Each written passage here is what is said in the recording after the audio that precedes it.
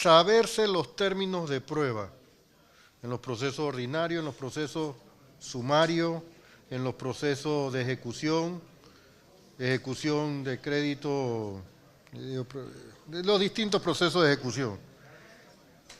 Es garantía de que si yo uso esa causal, ¿se me va a admitir un recurso de casación? Sí. Perdón, tiene uso de la palabra el doctor Camargo.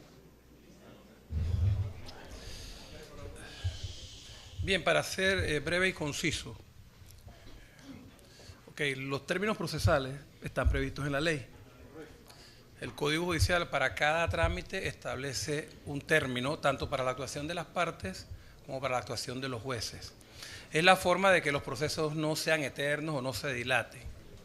Evidentemente, es la herramienta fundamental de todo juzgador acceder al Código Judicial para buscar los diferentes términos en cada tipo de proceso que él se encuentre. Tendría que decirlo, no creo que ningún funcionario judicial se sepa todos los términos ni todos los artículos del Código Judicial. Entonces, para eso los jueces cuentan con los códigos judiciales para recurrir a ellos. Los secretarios son los que se encargan de computar muchas veces los términos en los expedientes, de forma tal que se respeten los derechos de las partes, y habrá algunos términos que por tanto utilizarlos por muchos años en su repetición, a uno se le graban y uno los recuerda. Pero en la totalidad no creo que nadie tenga esa capacidad de saberse todos los términos de todos los artículos de un código de procedimiento, en este caso el procedimiento civil. Si yo le preguntara cuál es el término para contestar una demanda ordinaria en un tribunal marítimo, si usted se sabe el término. Tiene la palabra el doctor Camargo. ¿Cuál es el término para contestar la demanda en un proceso civil ordinario que es de 10 días? Pero le digo la verdad, no recuerdo si es 10 o 5 días en el tribunal marítimo. Puede que sean 10 igual que en el ordinario, pero no es la especialidad de mi materia. Tiene la palabra el diputado Rosas. Gracias. Y si yo le digo que el término es 30 días... La ley 8 del 82, que es la ley que regula el procedimiento marítimo, y verificaría si ese término es, pero me parece un término excesivo, diputado. No, se lo estoy diciendo con conocimiento de causa. Sí. Y a diferencia del proceso ordinario civil, son 30 días calendarios. Yo lo verificaría en la ley 8 del 82.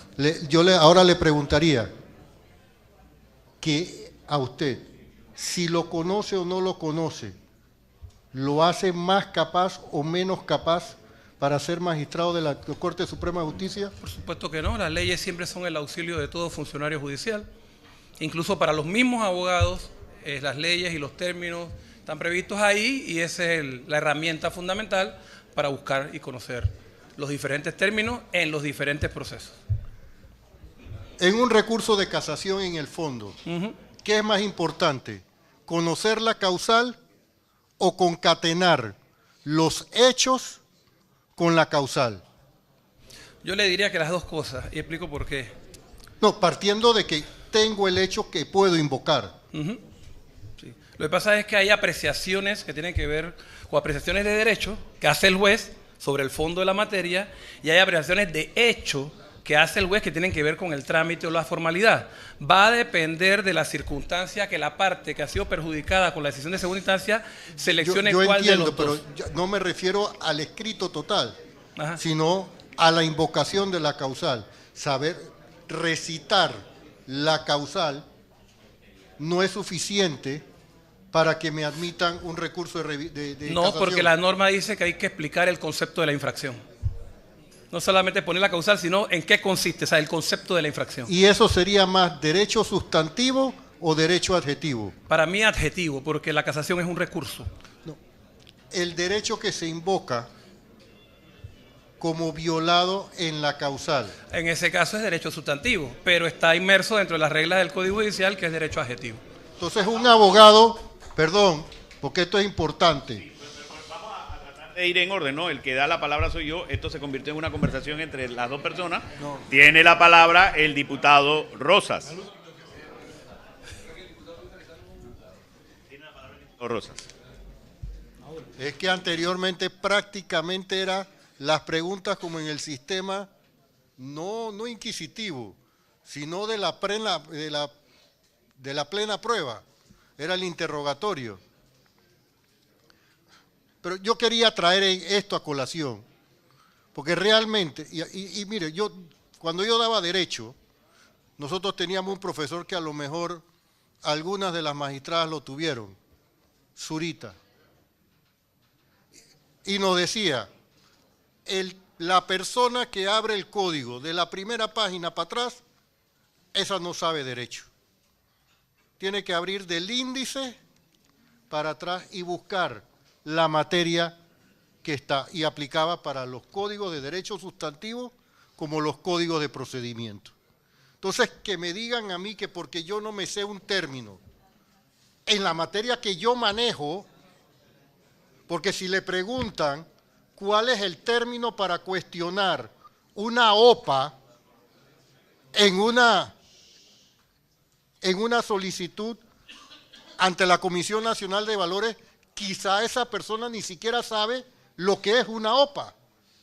Entonces, lucirse con lo que se maneja a diario con otra persona, eso no es correcto. Ni tampoco para ser magistrado de la Corte Suprema de Justicia hay que tener especialización en derecho penal. Hay que tener lo que dice la Constitución, la práctica. Y en la práctica uno va aprendiendo, perdón, ya terminamos. Sí.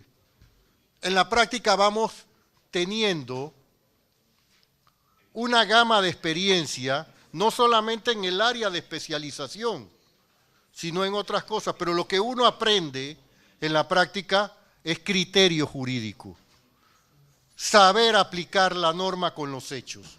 Y eso es lo que se le pide a un juez. Por eso, perdone que le hice esas preguntas, pero yo sentí que porque si no domina la persona el librito que yo domino, entonces la persona no está capacitada. Pero tan derecho es un trámite de habeas corpus como una petición de una OPA. Y se requiere el mismo requisito de abogado para presentarla. Oferta pública de acciones, ¿verdad? Así que ese era el punto que yo creo que había que resaltar aquí. Porque para ser magistrado de la Corte Suprema de Justicia se requiere conocer el derecho, pero no todo el derecho, como usted manifestó, magistrado Camargo. Y no porque no domina lo que yo domino lo hace más calificado o menos calificado. Así que yo quería resaltar este punto, porque en primer lugar creo que fueron preguntas que eran inapropiadas y no quedó claro este punto. Vamos a darle la palabra al doctor Camargo. No solamente, honorable diputado, para señalar que yo solo me limité a contestar las preguntas que me formularon. Eso fue todo. Tiene la palabra el diputado Rosas. Yo entiendo. Pero ese era el punto que quería resaltar en esta parte de la sesión. Muchas gracias, presidente. Gracias por su participación, diputado.